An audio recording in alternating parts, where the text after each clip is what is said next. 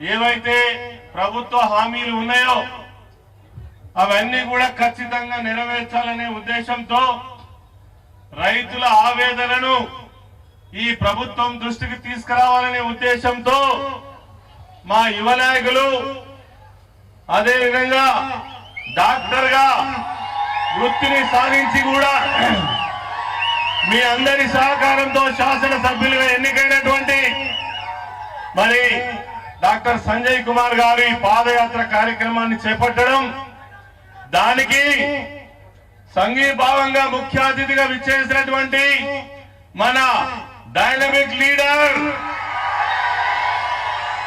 6 అడుగుల బుల్లెట్ హరీష్ అన్న గారు రావడం చాలా సంతోషం.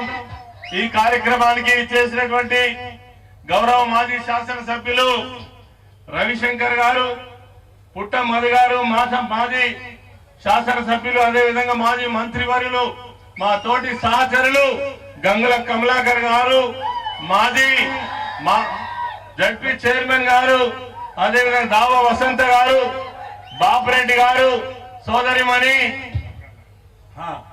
మా మాజీ తుల ఉమక్క గారు, అదేవిధంగా ఈ గడ్డ బిడ్డ ఇక్కడ అనేక సార్లు ఎమ్మెల్యేగా, మంత్రిగా, ఎంపీగా పనిచేసినటువంటి మీ అందరి అభిమాన నాయకులు అన్న రమణన్న గారు, వేదిక పైన ఉన్నటువంటి పెద్దలందరికీ, ఇంకా చెలిపేన లక్ష్మీనరసింహరావు గారు, రవీంద్రరావు గారు, కొండూరు రవీంద్రరావు గారు, దేవి ప్రసాద్ గారు, అదేవిధంగా డిసిఎంఎస్ చైర్మన్ శ్రీకాంత్ రెడ్డి గారు, అందరికి వేదిక పైన ఉన్న ప్రతి ఒక్కరికి కార్యక్రమానికి దాదాపు 25 కిలోమీటర్ల దూరం మరి డాక్టర్ సంజయ్ గారితో, ఎమ్మెల్యే గారితో నడిచి వచ్చినటువంటి మీ అందరికి కూడా మరి శిరస్సు వంచి నమస్కరిస్తూ ఈ వేదిక మీ అందరికి స్వాగతం పలుకుతూ, రానున్నదంతా కూడా పోరాటం. మనకు మిగిలిచ్చింది పోరాటమే.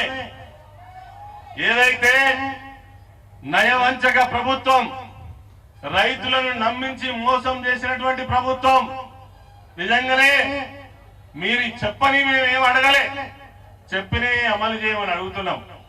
అమలు చేసేటువంటి చిత్తశుద్ధి ఈ ప్రభుత్వానికి కానీ ఈ ముఖ్యమంత్రి కానీ ఉన్నట్టుగా మనకి ఎక్కడన్నా కనబడుతున్నదా?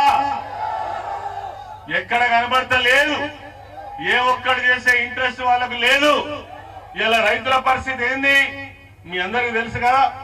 మనం అడిగినామా 15,000 రైతు భరోసా ఇవ్వని, 2 లక్షల రుణమాఫీ మనం అడిగినామా, 500 బోనస్ మనం అడిగినామా? మీరే చెప్తుంది కదా. ఇంకా మీదికెళ్ళి పైపెచ్చి ఏం చెప్పిండు? రైతు భరోసా రైతు కూలీలకు ఇస్తామని పెద్ద మనిషి, కౌలు రైతులకు ఇస్తారని పెద్ద మనిషి, 2 పంటలకు ఇచ్చిన కేసీఆర్ కు 3వ పంటకు ఇచ్చే సోయి లేదని అడిగిండు. ఈయనకు సోయుందా? ఏడవన్నాడు, ఏమనకు అన్నాడు. ఇవన్నీ ప్రశ్నించడానికే ఈ పాదయాత్ర, ఇవన్నీ సాధించుకోవడానికే ఈ పాదయాత్ర.